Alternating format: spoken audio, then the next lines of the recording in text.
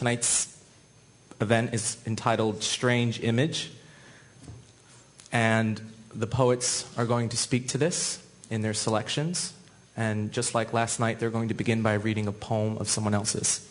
I just want to remind everyone to turn their cell phones off.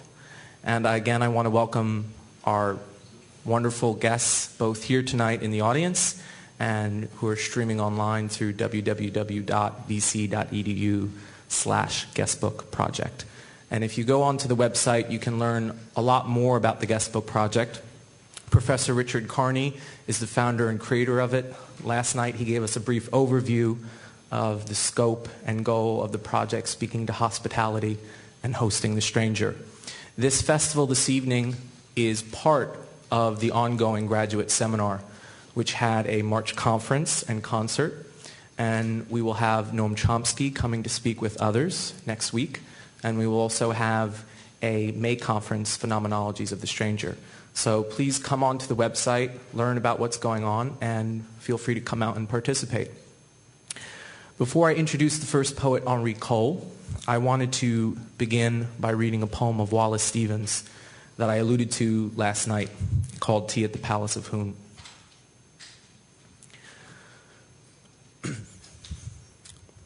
Not less, because in purple I descended the western day through what you called the loneliest air. Not less was I myself. What was the ointment sprinkled in my beard?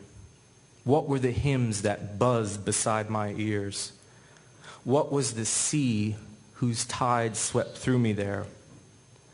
Out of my mind the golden ointment rained, and my ears made the blowing hymns they heard.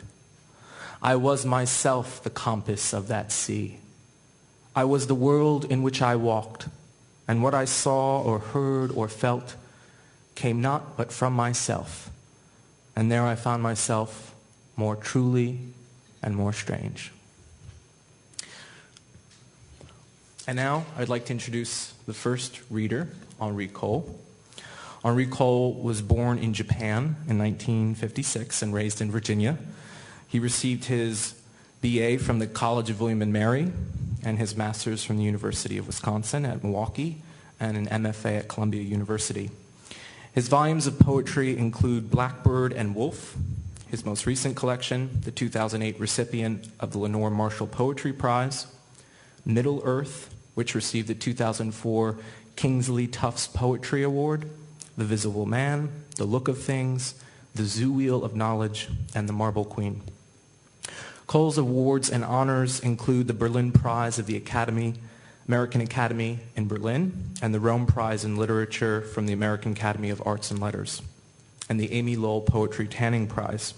He is the recipient of fellowships from the Camarago Foundation in Cassis, France, the Ingram Merrill Foundation, and the National Endowment for the Arts. From 1982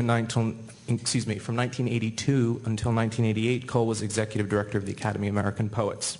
Since then, he has held many teaching positions and various artists in residencies at various institutions, including Smith College, Reed College, Brandeis, Columbia, Harvard, and Yale universities. He lives in Boston and currently is a professor at Ohio State University. Ladies and gentlemen, please welcome our first reader, Henri Cole.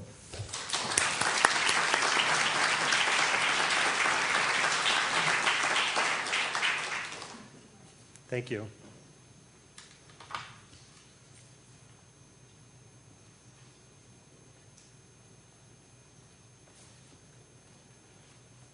Let's see, I thought I would begin with the very beautiful Hopkins sonnet, To Seem the Stranger.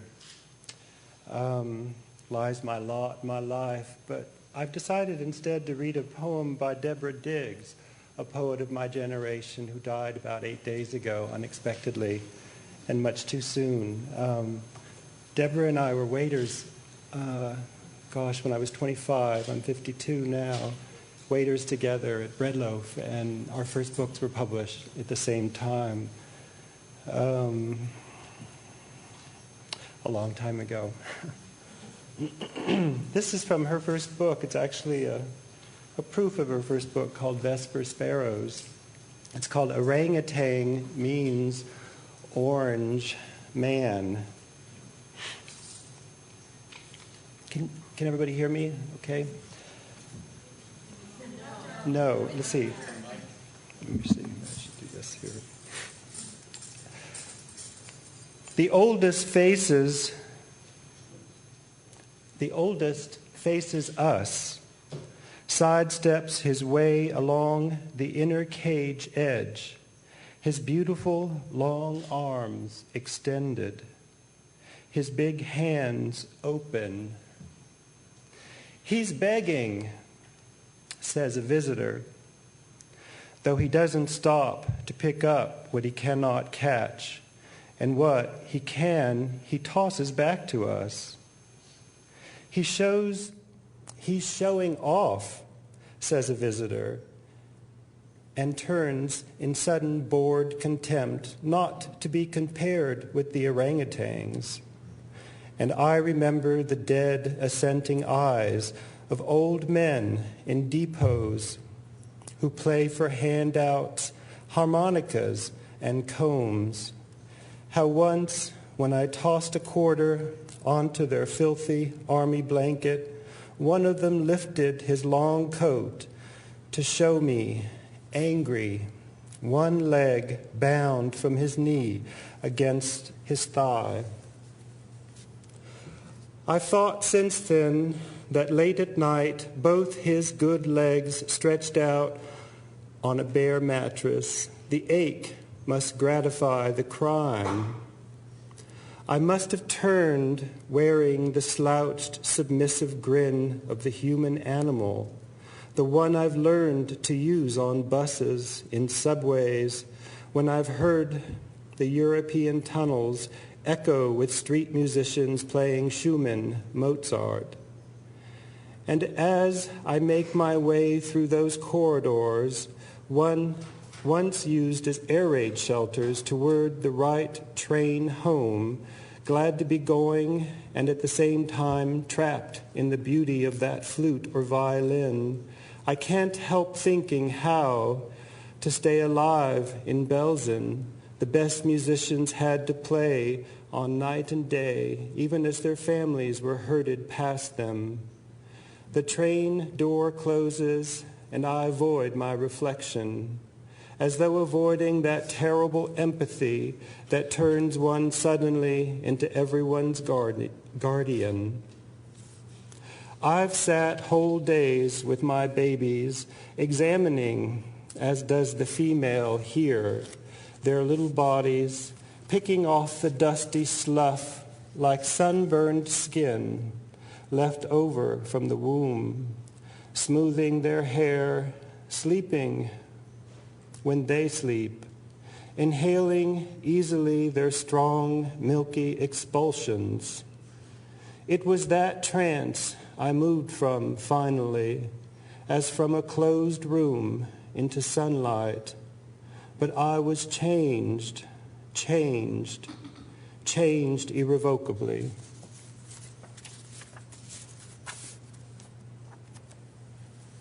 I recommend her work to those of you that don't know it. She was one of 10 children raised in Missouri, and her poems are very much in part remember that childhood in Missouri. Her father was a doctor and her mother a nurse.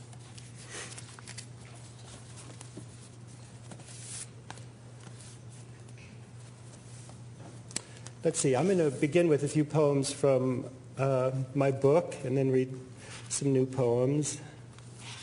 My most recent book is Blackbird and Wolf.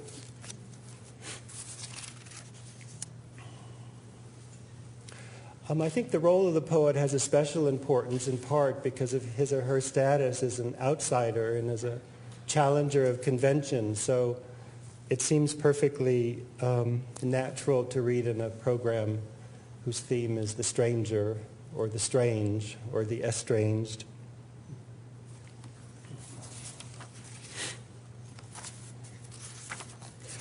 I like to begin with my parents, as always.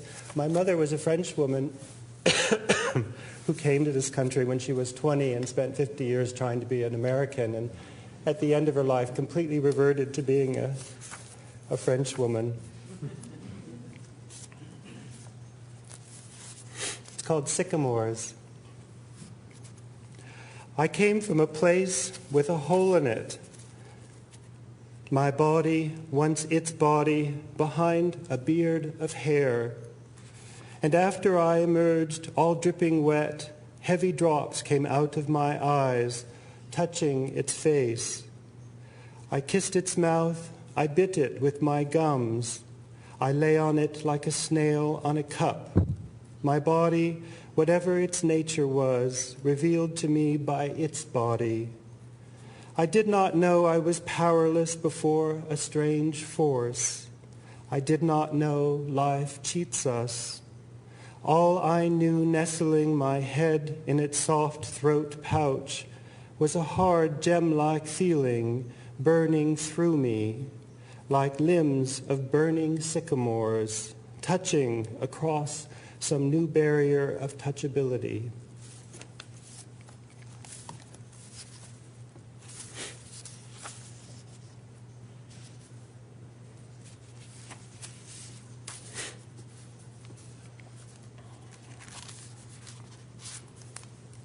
My father grew up in the sandhills of North Carolina, and his parents were tenant farmers. They grew peaches and tobacco, and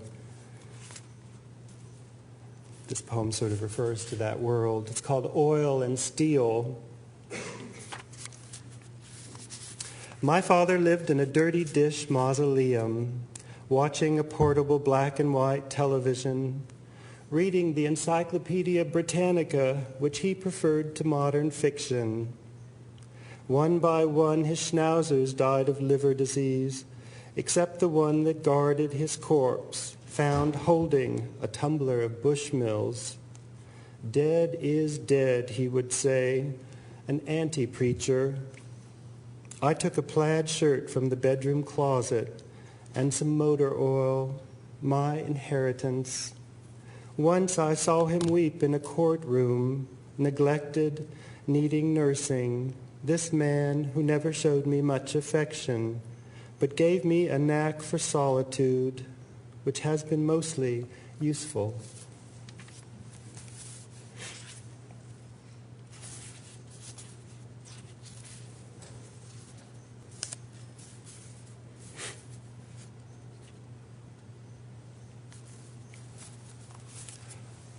This next poem is set in the Adirondacks. Sort of begins and ends in the Adirondacks with a little flashback, a little scene spliced into the middle of it. It's called Twilight.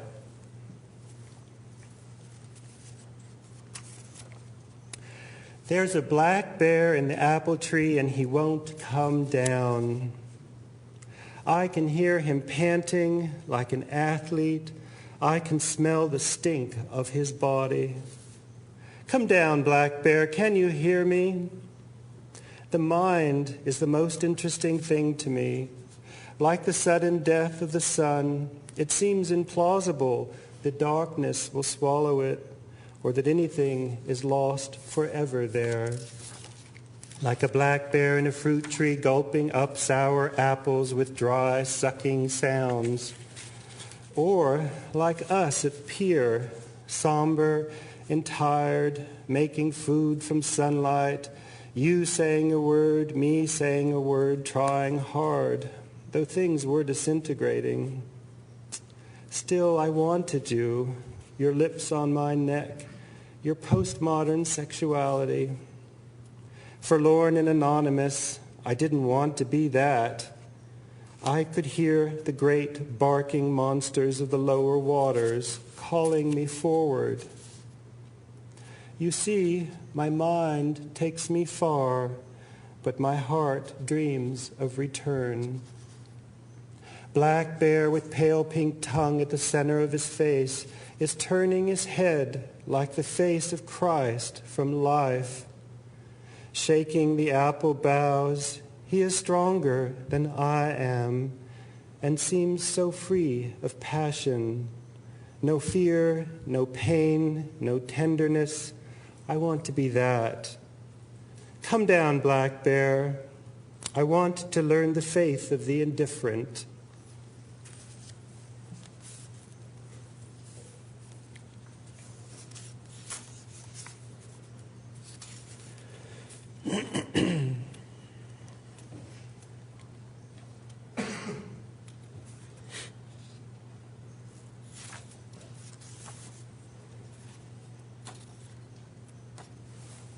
Many of these poems are sonnet length that I'm reading. They're not rhymed or even metered, but they're meant to have the sort of fractures and leaps and resolutions in them that the sonnet form permits. This next poem is one long sentence, so you have to sort of hang on for it to make any sense at all. It has two sort of plots. One is a plot that is in parentheses and describes maybe a 20-year journey. And then the other plot is just the fact of a duck crashing into a bedroom. And the poem is called Homosexuality. First I saw the round bill like a bud, then the sooty crested head with the vernal eyes, flickering, distressed. Then the peculiar long neck wrapping and unwrapping itself, like pity or love, when I removed the stovepipe cover of the bedroom chimney to free what was there, and a duck crashed into the room.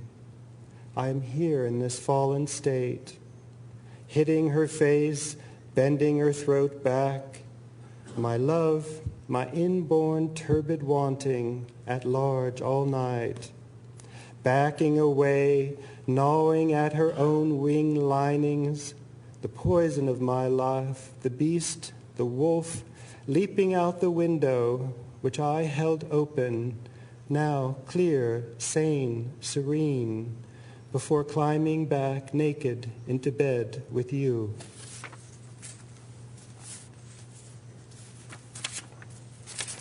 I think I'll read some new poems now.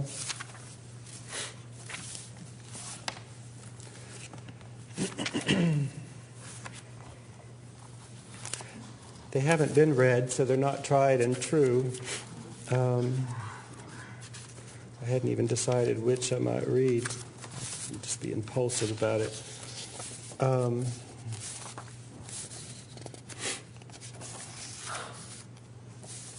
This first one is called Quai aux Fleurs, which is just, you might say, a street of flowers along the riverside.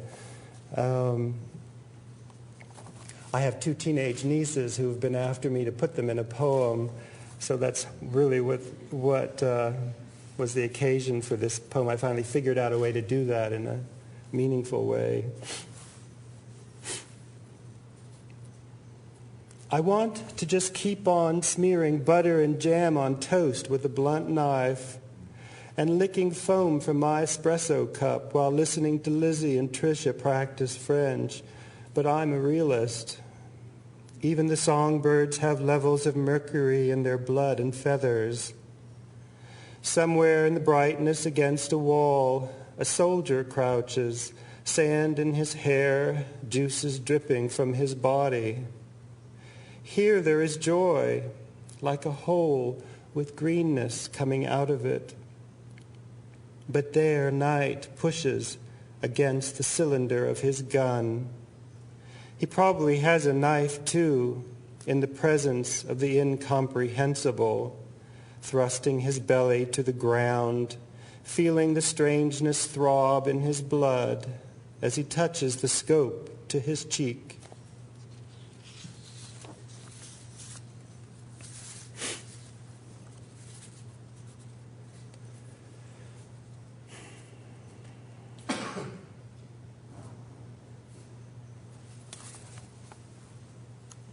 This next poem I wrote after seeing a photograph in the New York Times. It's called Sleeping Soldiers.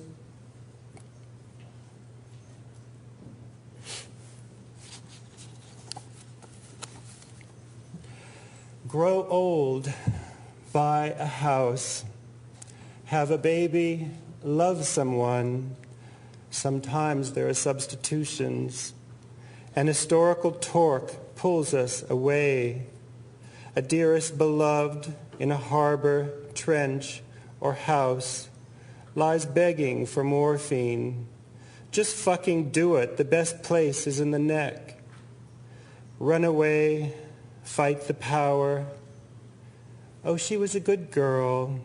His daddy was enlisted. The apple don't fall far from the tree.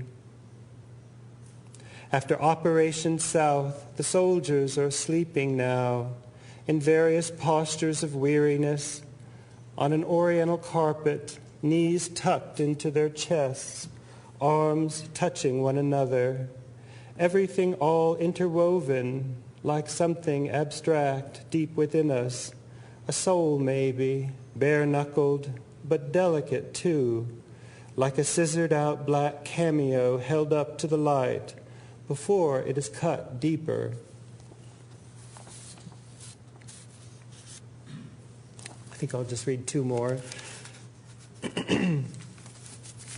Last summer up in the Adirondacks, I got to take care of a flock of hens. So that really was the occasion for this poem, which is just called Hens. It's good for the ego when I call and they come running, squawking and clucking, because it's feed time. And once again, I can't resist picking up little Lazarus, an orange and white pullet I adore. Yes, yes, everything will be okay, I say to her glaring mongrel face. Come September, she'll begin to lay the blue-green eggs I love poached.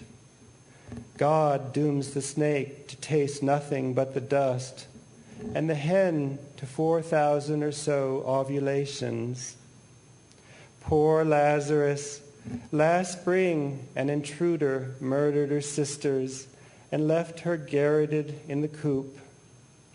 There's a way the wounded light up a dark rectangular space. Suffering becomes the universal theme. Too soft and you'll be squeezed. Too hard and you will be broken. Even a hen knows this, posing on a manure pile, her body a stab of gold.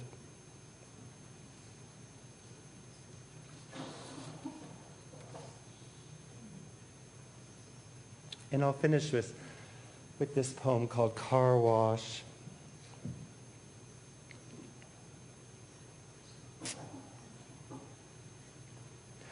I love the iridescent tricolor slime that squirts all over my Honda in random yet purposeful patterns as I sit in the semi-dark of the touch-free car wash with you. Listening to the undercarriage blast, I think, love changes and will not be commanded. I smile at the long flesh-colored tentacles waving at us like passengers waving goodbye. Water isn't shaped like a river or ocean. It mists invisibly against metal and glass. In the corridor of green, unnatural lights, recalling the lunatic asylum, how can I defend myself against what I want?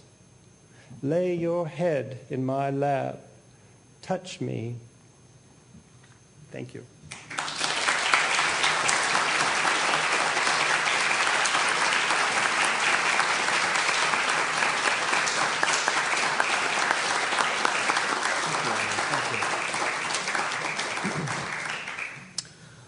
Thank you, Henri. That was wonderful. Our second reader this evening is Jorie Graham. Jorie Graham was born in New York City in 1950. She's the daughter of a journalist and a sculptor. She was raised in Rome, Italy, and educated in French schools. Graham is the author of numerous collections of poetry, most recently Sea Change, Never, Swarm, and The Dream of the Unified Field, Selected Poems, which won the 1996 Pulitzer Prize for Poetry. Graham has also edited 2 anthologies, Earth Took of Earth, 100 Great Poems of the English Language, and The Best American Poetry, 1990. Her many honors include a John D. and Catherine T. MacArthur Fellowship and the Morton Dowen Zabel Award from the American Academy and Institute of Arts and Letters. She has taught at the University of Iowa's Writers Program and is currently the Boylston Professor of Rhetoric and Oratory at Harvard University. She served as a Chancellor of the Academy of American Poets from 1997 to 2003, and we are very honored to have her here this evening. Ladies and gentlemen, please welcome Jorie Graham.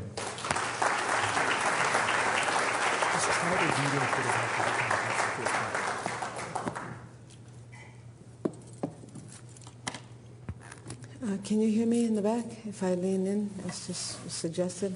I'm going to read various different poems trying to address the theme of the evening. I'm going to start with a little haiku by Basho. And I'm going to try to talk about it a little bit. The haiku, actually, I could write it for you. The haiku goes, nobody there, a child asleep in the mosquito netting. I'm going to write it on the blackboard.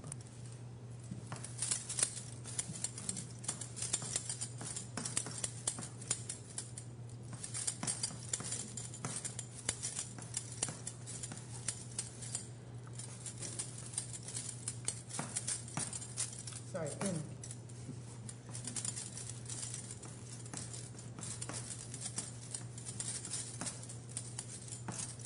Well, obviously, it's just a translation, and it's supposed to be a small child. And what interests me about this poem, and I sort of wanted to take it as my touchstone for the evening's discussion of who the stranger might be. I think will become clear as I try to talk a little bit about the poem as I do the work that the poem asks me to do, which is the principal function of a haiku, which is to ask you to do a certain kind of work, to undergo it. I have to posit the infant swaddled in mosquito netting. And obviously I don't think I or you would, in the bowl of our imagination, put that child 30 feet away. We'd sort of put it in the near middle distance. And one of the things you feel immediately as you swaddle the child with the mosquito netting in the middle distance is the nobody there. There's nobody watching over it. There are no parents. There is a feeling in the human heart, hundreds of years later, reading this poem, of slight concern and worry. There's nobody there. There should be somebody there. Something could happen to the child. Already the fact that it's swaddled in mosquito netting indicates that there are dangers, and that one of the dangers, of course, is mosquitoes, but there are much larger dangers, and the first line of the poem tells you that. One of the things that you begin to feel is that actually, if something were to go wrong, you have the illusion that there is somebody there. You're there. You're the reader, but you're there. And then you realize, but actually, you're not there. But the more you look at the child and the more you peer into the bowl of the imagination's suggestion of the swaddled child, the more you feel its presence.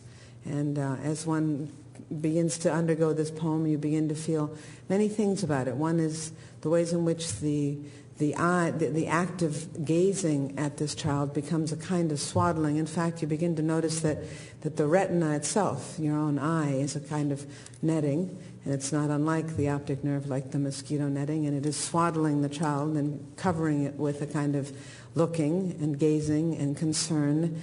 The feeling that you are both there and not there, that you are capable of summoning the child completely into imagination and capable of helping it should anything happen, interests me as the first step into the understanding of what the status is the stranger, that strange creature, the reader and the writer, in the presence of the witness of the strange image that the poem summons, which hundreds of years later is still sleeping there.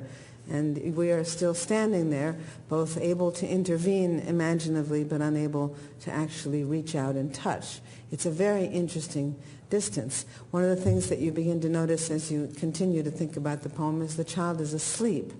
So the child is also not there in some way, because the child is elsewhere in dream, possibly.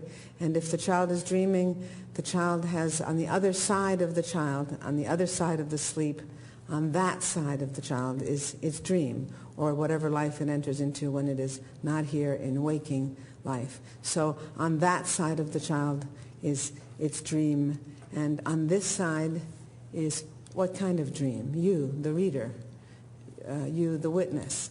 And there's a strange way in which the child itself, in its swaddling, becomes this winged thing with its dream on that side of its sleep, and you're witnessing on this side of its sleep, and you realize it's a kind of mosquito, it's a kind of insect with these strange wings. And that feeling, that uncanny feeling that you have, the more you stand in this poem, and the more you summon the child, and the more you feel, if you've had a child, that it is not okay. The light is touching the child, the day is touching the child, the night is touching the child, and there's nobody there. And that feeling of you're nobody, I'm nobody, who are you, says Dickinson. Are you nobody too? That nobody that we are as both the readers and as the writers of poems interests me.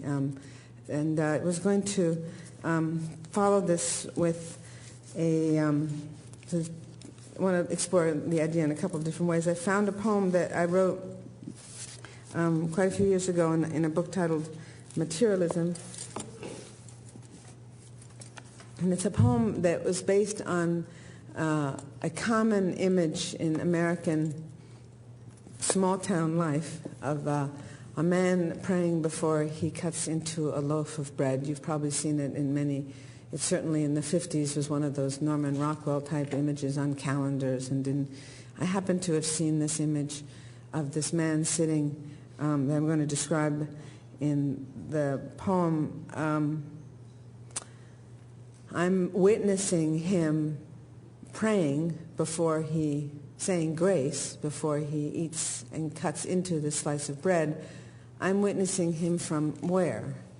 I'm standing in a bar actually in Laramie, Wyoming, where this picture is up on the wall next to the Anheuser-Busch sign, which has got a little scene of a lake, and he's still sitting at this table saying grace, not yet having cut into the loaf of bread. I also, in this poem, had another stranger that I was trying to also bear witness to, and it's Milton. And in a strange, crazy way, this small poem is trying to use a simile that you'll see sort of takes over and becomes the second half of the long sentence that opens the poem, in which a tree emerges, I believe it's a birch tree, which is not in the poem. It's actually created by the imagination and is not there, but it becomes central to the occasion and activity of the poem. So my relationship to this common image, this artifact, this man, and what my role is as the person trying to read the image, describe the image, bear witness to it, and interact with it is what this one of two poems of my own that I'll read this evening. This is one of many poems in this book titled Notes on the Reality of the Self.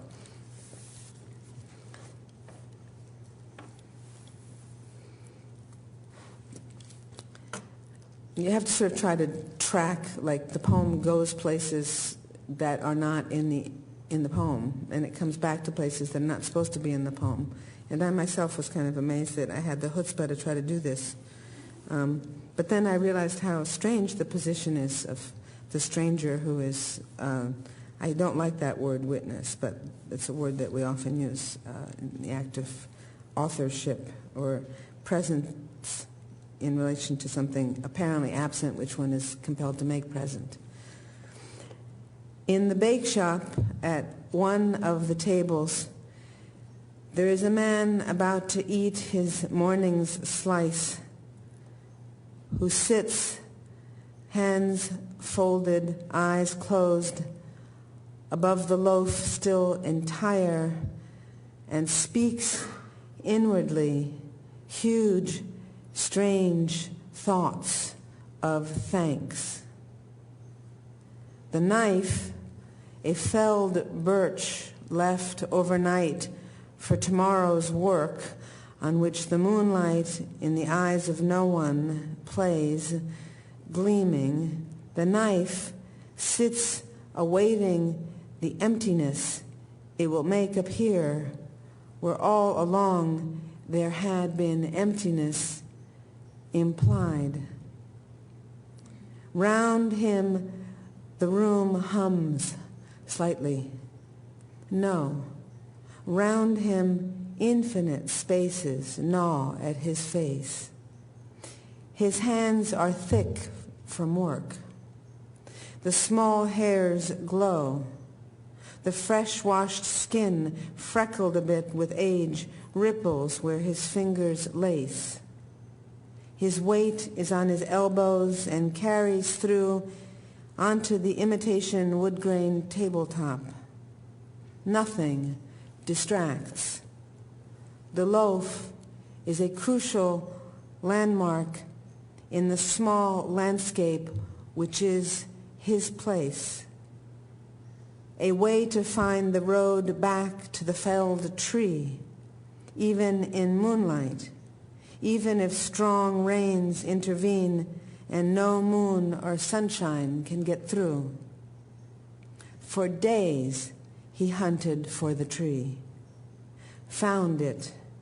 Now mist makes the most familiar turns implausible, and notches in skyline, timberline, friends, guides, suddenly silt in. Silence of a place known forever, then not known at all, never at all. Habit gone, yesterday and yesterday and yesterday. Beauty is the notch restored, the clump of evergreens beneath it recognized.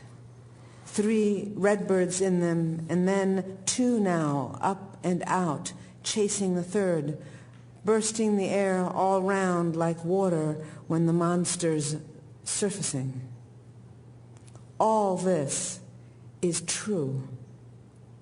All this is huge and empty spaces, tapping his lids, his hands, legend, small whirling motes or sparks or seed inside the hollows, ears, palms, inside the skull, hands to his lips so briefly as he finishes, a kiss.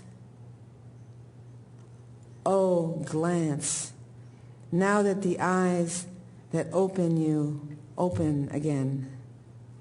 Hand moving out to lift the knife. What are you doing? Corridor, stairway, front door.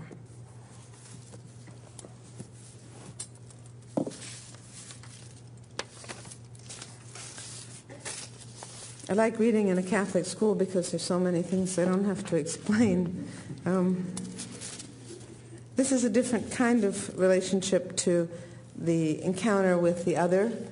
It takes place in the background of this poem, in which the words St. Paul appear. Obviously, the encounter, the conversion on the road to Damascus is present underneath the poem, even though the poet James Wright is referring to St. Paul, near St. Paul, Minnesota. You will notice when God appears in the poem. You will notice when the Sioux Indian appears in the poem, and the encounter is between a white man and a man whose land was taken from him in its entirety, at a bus stop, on a road, on a journey in which a conversion takes place. It's an extraordinary relationship between two strangers. And one of the things that you want to think about, so I was going off the word monster in the last poem, is what is monstrous in this poem. The poem is titled Hook. There's a man in it who has a hook. Usually we think of that as monstrous. You have to think about when the verb, I think, hunting appears in the poem, the tradition of hunting and being hunted, and what hospitality is when strangers meet on a road, why Zeus, for example, is the god of hospitality, and how essential it is when strangers meet historically, literally, culturally, that certain transactions take place. So a poem with a lot going on behind it, which I think you will get. Hook. I was only a young man in those days. On that evening, the cold was so goddamned bitter, there was nothing. Nothing. I was in trouble with a woman, and there was nothing. Nothing there but me and dead snow. I stood on the street corner in Minneapolis, lashed this way and that. Wind rose from some pit, hunting me. Another bus to St. Paul would arrive in 3 hours if I was lucky. Then the young Sioux loomed beside me. His scars were just my age. Ain't got no bus here a long time, he said. You got enough money to get home on? What did they do to your hand? I answered. He raised up his hook into the terrible starlight and slashed the wind. Oh, that, he said? I had a bad time with a woman. Here, you take this. Did you ever feel a man hold 65 cents in a hook and place it gently into your freezing hand? I took it. It wasn't the money I needed, but I took it. I love the way the pit turns into the poem in that poem. And this gesture of James Wright, he always uses these American phrases like, you take this, which could be an act of violence. And he uses it inside out. The other poem I'm going to read encounters a different kind of stranger, again by James Wright. I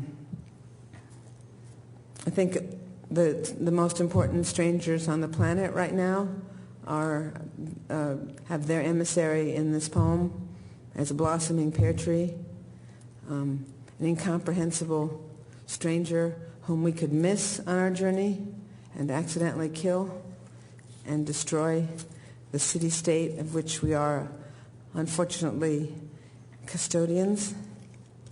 Beautiful, to a blossoming pear tree. Beautiful, natural blossoms. Pure, delicate body. You stand without trembling. Little mist of fallen starlight, perfect, beyond my reach. How I envy you. For if you could only listen, I would tell you something human.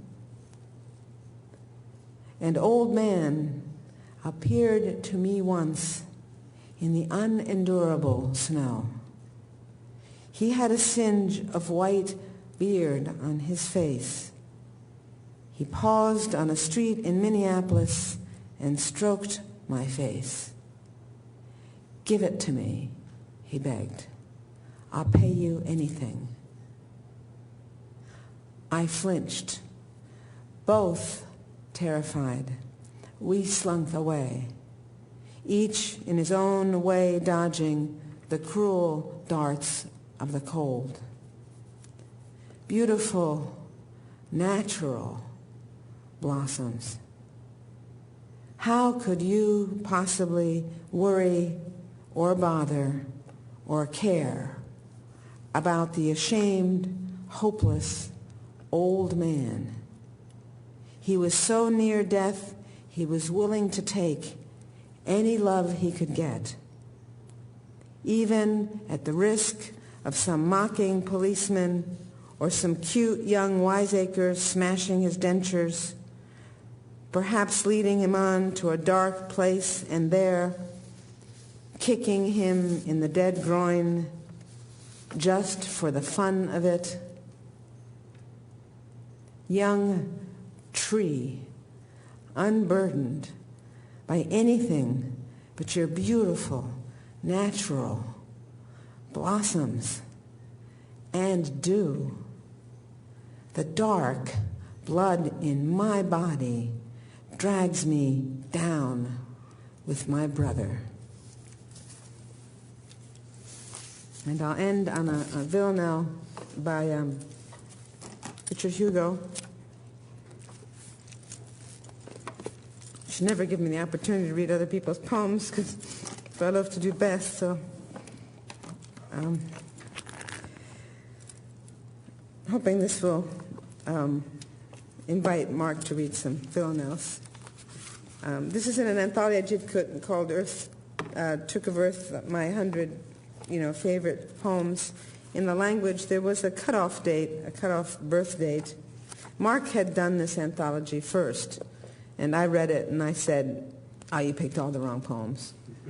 I know the right 100 poems. You didn't pick the right 100 poems." And he said, "Okay, you go for it." So since we have the same editor I had in those days, he said, "Okay." I said, "I'll give you the list in 3 weeks. No problem. I know what the 100, I can find them. I know them." It took me a year and a half of reading. I had to relearn everything. I knew nothing. It was extremely hard. I had to break the rules to get a poem in here by one Darek Walcott, a poem that I cannot read because I cannot possibly do his voice, but from the schooner flight that ends the book and is signal poem for the book. This is just about everyone's otherness and how we use language, names, words, memory, pattern, wonderful use of the villanelle, the ways in which every time you try to go forwards, you have to go backwards. Every time you think you've gotten away from the past, it comes back and hits you again in an altered form. Every time you think that, and what I love about this poem is the very, very ending, the last line I'll read, which is just such an extraordinary description of home movies in America. The word stammering comes in to sort of suggest the way in which in the 50s one watched home movies and the idea of the American picnic and how we were supposed to all be happy and what family life was like and what it is to have memories that will not go away, to which you are the stranger because you are no longer the person in the life who undertook those actions. You cannot go back, you cannot change them, you cannot undo them, and they never fade. So a lot of that is in this one amazing poem, The Freaks at Spurgeon Road Field. The dim boy claps because the others clap. Oh, I should say that Mark's anthology turned out to be much better. I used his anthology. Mine went out of print, his didn't. I just want to say that because I would have felt terrible sitting down not remembering that part of it. Adrian Rich wrote to me and said, "Why do you put all those little courtiers in there? Like, 15th century, what are all those guys doing in there?" So I've made a lot of mistakes. The freaks at Spurgeon Road Field. The dim boy claps because the others clap. The polite word, handicapped, is muttered in the stands. Isn't it wrong the way the mind moves back? One whole day I sit contrite, dirt, L.A., Union Station 46, sweating through last night. The dim boy claps because the others clap. Score 5-3, pitcher fading badly in the heat. Isn't it wrong to be or not be spastic? Isn't it wrong the way the mind moves back? I'm laughing at a neighbor girl beaten to scream by a savage father, and I'm ashamed to look. The dim boy claps because the others clap. The score is always close, the rally always short. I've left more wreckage than a quake. Isn't it wrong the way the mind moves back? The afflicted never cheer in unison.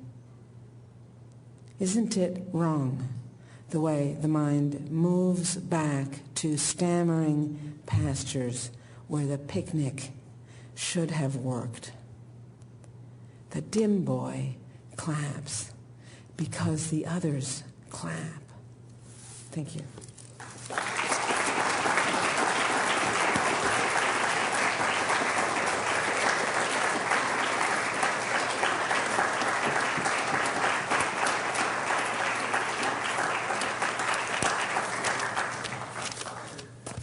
Thank you for that very much, Jorie.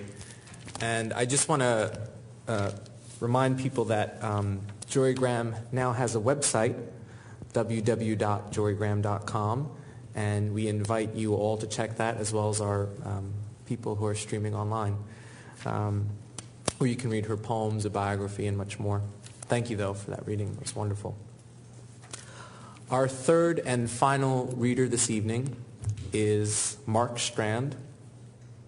Mark Strand was born on Canada's Prince Edward Island in 1934.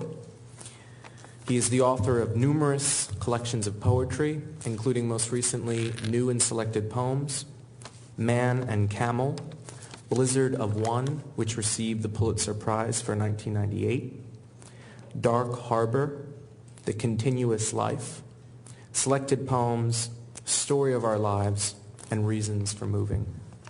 He has also published 2 books of prose, several volumes of translation of works by Rafael Alberti and Carlos Drummond, help me Mark here, Andrade, thank you, among others.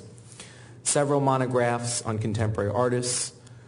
He's edited a number of volumes, 100 Great Poems of the 20th Century, the Golden Echo Anthology, The Best American Poetry 1991, and Another Republic, 17 European and South American writers, which he edited in 1976 with Charles Simic. His honors include the Balajan Prize, 3 grants from the National Endowment for the Arts, a National Institute of Arts and Letters Award, the 1974 Edgar Allan Poe Prize from the Academy of American Poets, a Rockefeller Foundation Award, as well as fellowships from the Academy of American Poets, the MacArthur Foundation, the Ingram Merrill Foundation.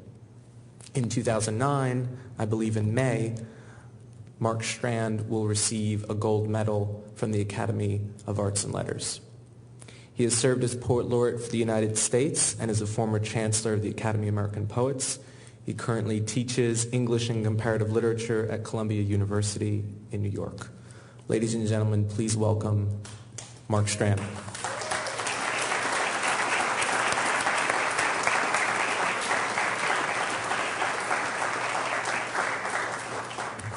Thank you very much. Before I read a few of my own poems, I'm going to read a poem of Robert Frost's called The Tuft of Flowers.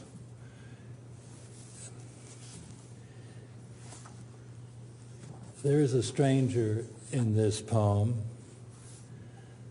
a thoughtful stranger who does something that establishes a rare kind of intimacy.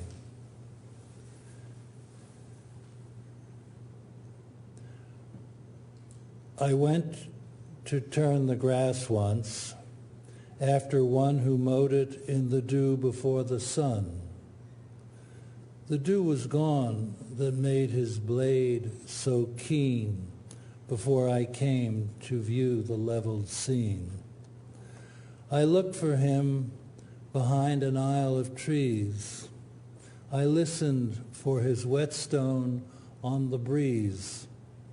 But he had gone his way, the grass all mown, and I must be, as he had been, alone. As all must be, I said within my heart, whether they work together or apart. But as I said it, swift there passed me by on noiseless wing a bewildered butterfly, seeking with memories grown dim o'er night some resting flower of yesterday's delight. And once I marked his flight go round and round, as where some flower lay withering on the ground. And then he flew as far as I could see, and then on tremulous wing came back to me. I thought of questions that have no reply, and would have turned to toss the grass to dry. But he turned first, and led my eye to look at a tall tuft of flowers beside a brook. A leaping tongue of bloom the scythe had spared, beside a reedy brook the scythe had spared. I left my place to know them by their name, finding them butterfly weed when I came. The mower in the dew had loved them thus, by leaving them to flourish, not for us, nor yet to draw one thought of ours to him, but from sheer morning gladness at the brim. The butterfly and I had lit upon, nevertheless, a message from the dawn that made me hear the wakening birds around and hear his long scythe whispering to the ground, and feel a spirit kindred to my own, so that henceforth I worked no more alone, but glad with him. I worked as with his aid, and weary sought at noon with him the shade, and dreaming, as it were, held brotherly speech with one whose thought I had not hoped to reach. Men work together, I told him from the heart, whether they work together or apart.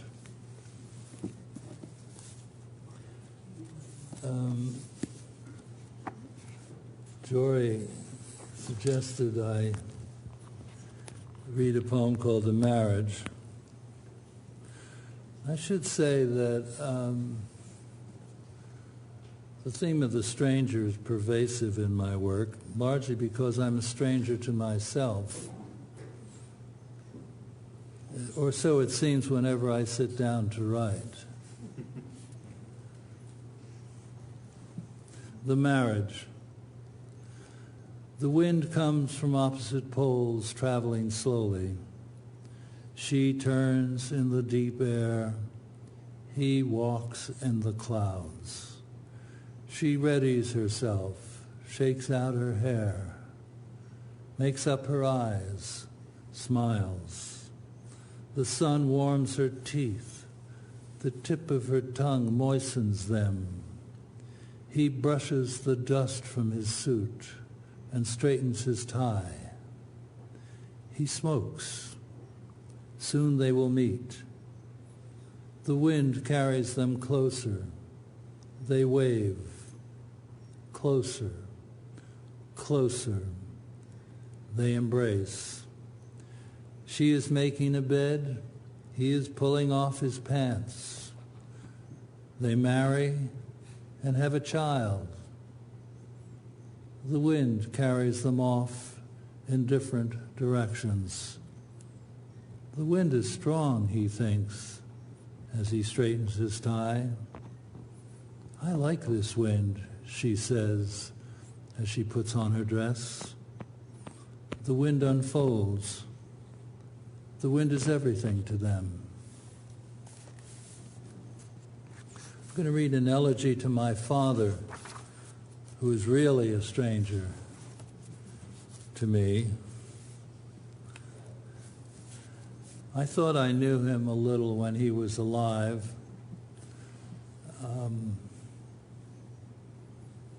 But I certainly found out after he died that I didn't know him at all.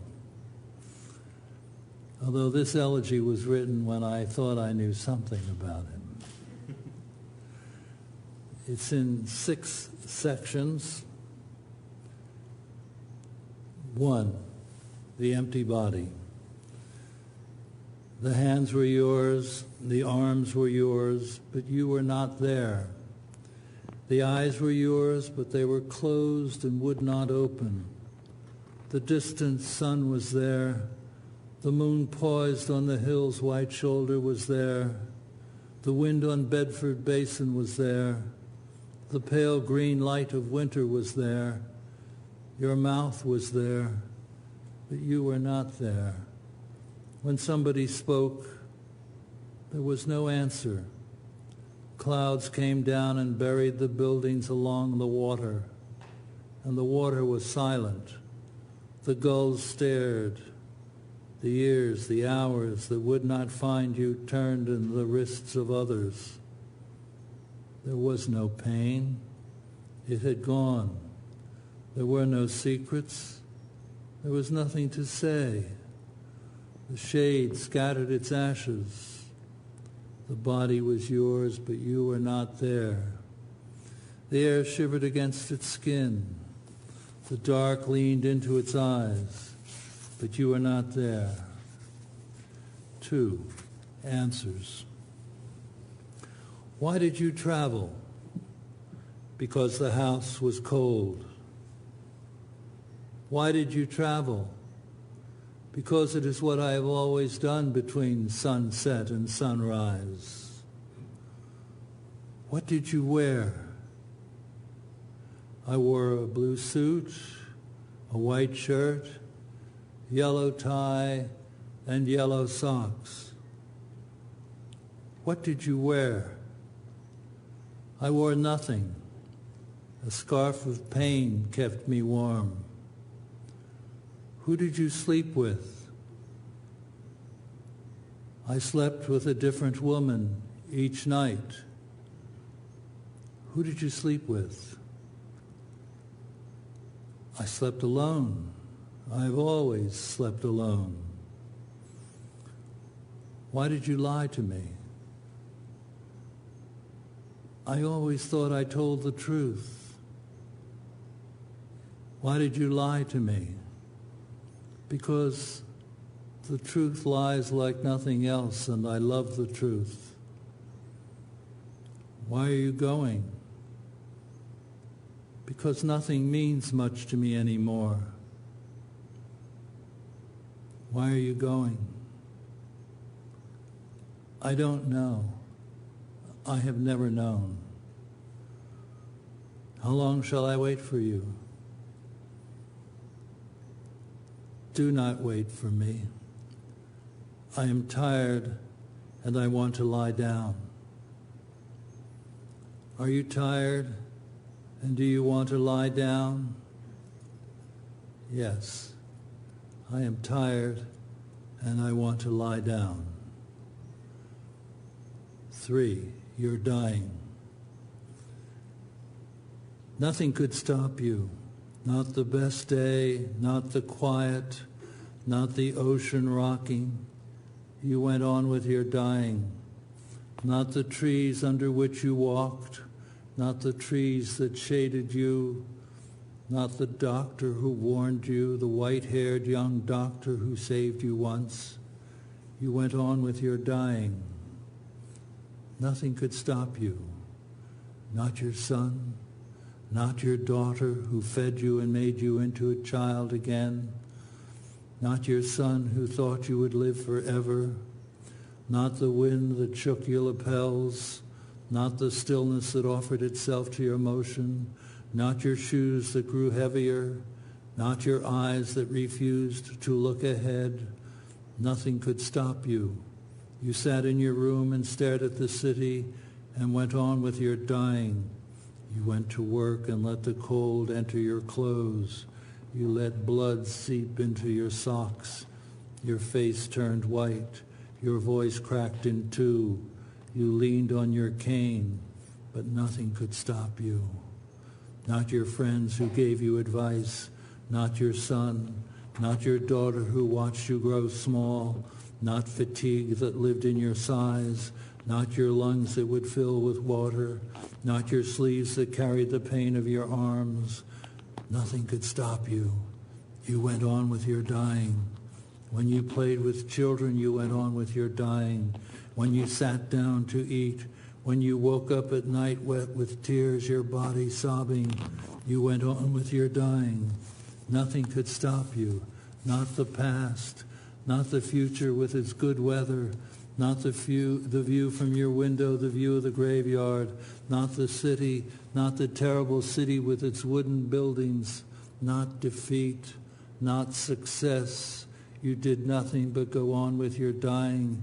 You put your watch to your ear. You felt yourself slipping. You lay on the bed. You folded your arms over your chest and you dreamed of the world without you, of the space under the trees, of the space in your room, of the spaces that would now be empty of you, and you went on with your dying. Nothing could stop you, not your breathing, not your life, not the life you wanted, not the life you had. Nothing could stop you. 4. Your shadow. You have your shadow. The places where you were have given it back. The hallways and bare lawns of the orphanage have given it back. The newsboys' home has given it back. The streets of New York have given it back. And so have the streets of Montreal. The rooms in Belen where lizards would snap at mosquitoes have given it back. The dark streets of Manaus and the damp streets of Rio have given it back. Mexico City, where you wanted to leave it, has given it back. And Halifax, where the harbor would wash its hands of you, has given it back. You have your shadow. The doorways you entered lifted your shadow from you, and when you went out, gave it back. You had your shadow.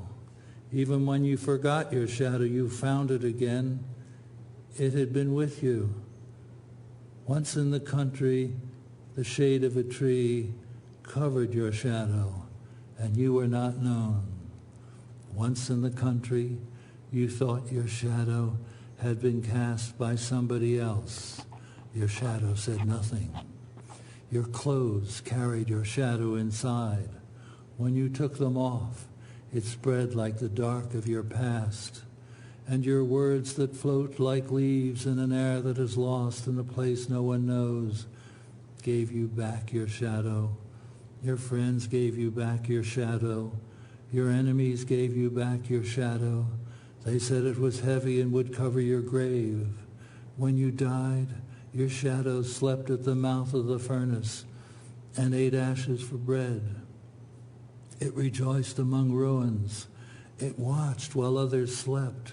It shone like crystal among the tombs. It composed itself like air. It wanted to be like snow on water. It wanted to be nothing, but that was not possible. It came to my house.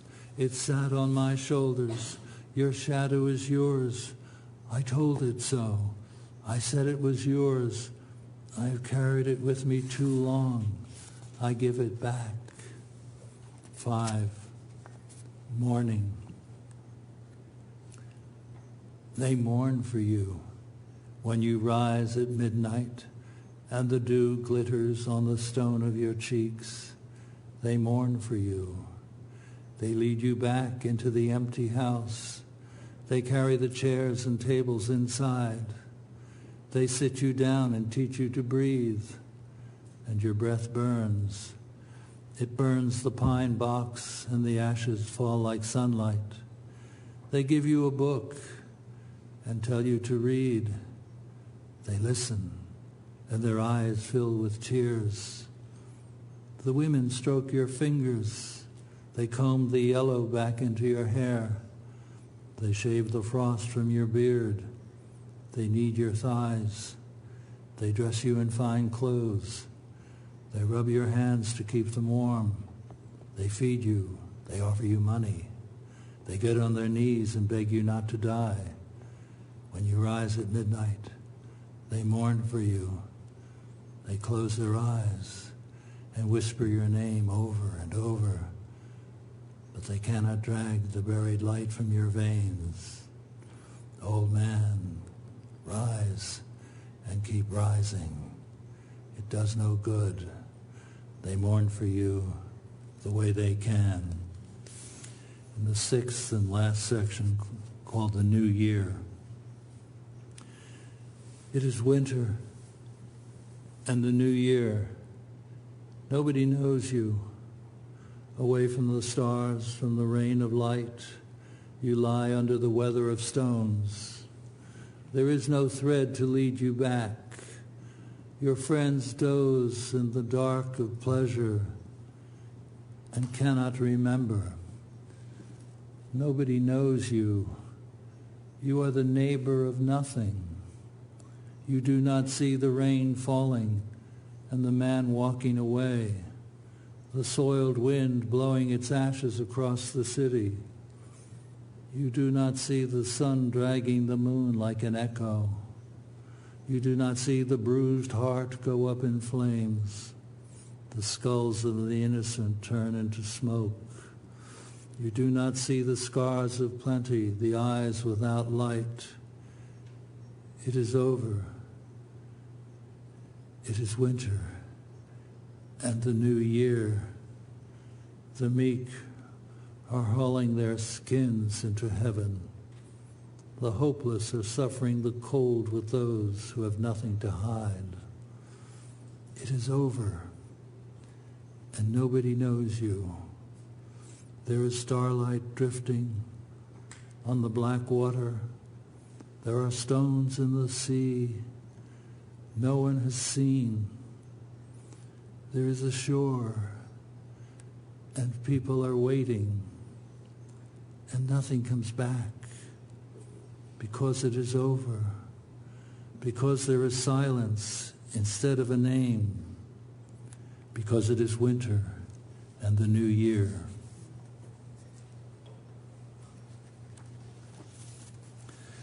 And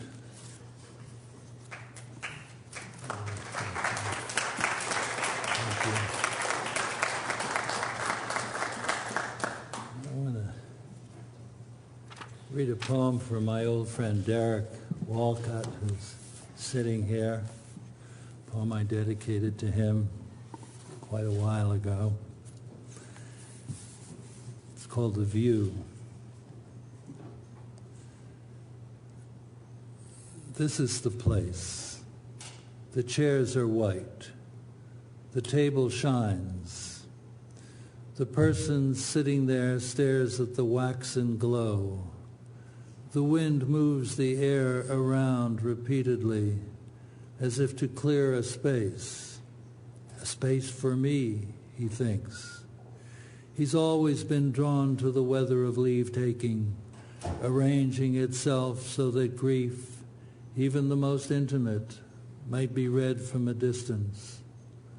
A long shelf of cloud hangs above the open sea with the sun of no distinction sinking behind it, a mild version of the story which is told just once if true and always too late. The waitress brings his drink. which he holds against the waning light, but just for a moment. Its red reflection tints his shirt. Slowly the sky becomes darker. The wind relents. The view sublimes. The violet sweep of it seems in this effortless nightfall more than a reason for being there, for seeing it, seems itself a kind of happiness, as if that plain fact were enough and would last. I'll read two more poems.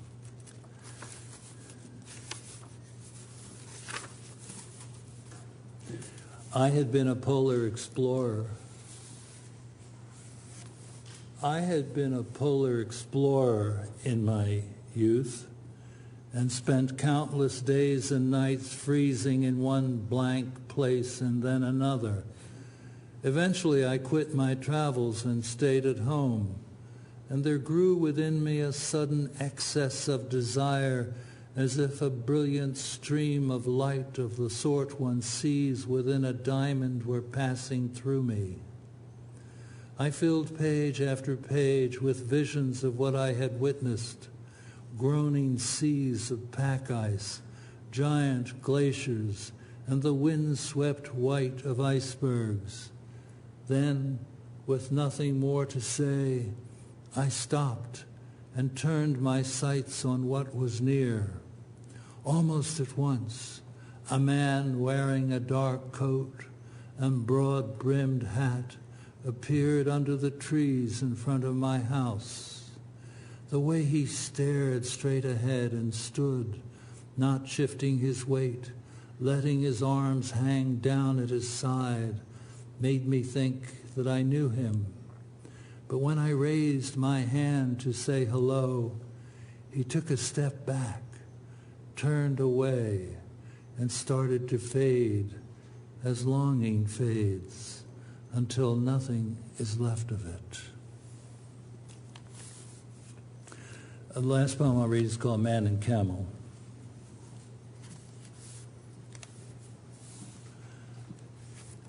On the eve of my 40th birthday, I sat on the porch having a smoke when out of the blue a man and a camel happened by. Neither uttered a sound at first, but as they drifted up the street and out of town, the two of them began to sing. Yet what they sang is still a mystery to me. The words were indistinct, and the tune too ornamental to recall. Into the desert they went, and as they went, their voices rose as one above the sifting sound of wind-blown sand. The wonder of their singing, its elusive blend of man and camel, seemed an ideal image for all uncommon couples. Was this the night that I had waited for so long? I wanted to believe it was, but just as they were vanishing, the man and camel ceased to sing and galloped back to town. They stood before my porch, staring up at me with beady eyes, and said, "You ruined it. You ruined it forever."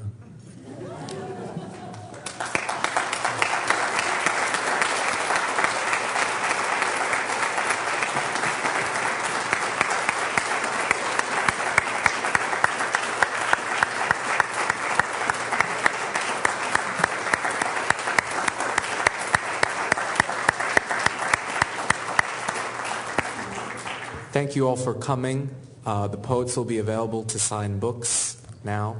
As we conclude the reading, there's some books outside for you to buy and have them sign. They'll sit right up front here. Tomorrow we conclude the Poetry Festival with Adam Zagajewski, Lucie Brock-Broido, and Darek Walcott. Thank you for coming and have a very good evening. And thank you, everyone, again.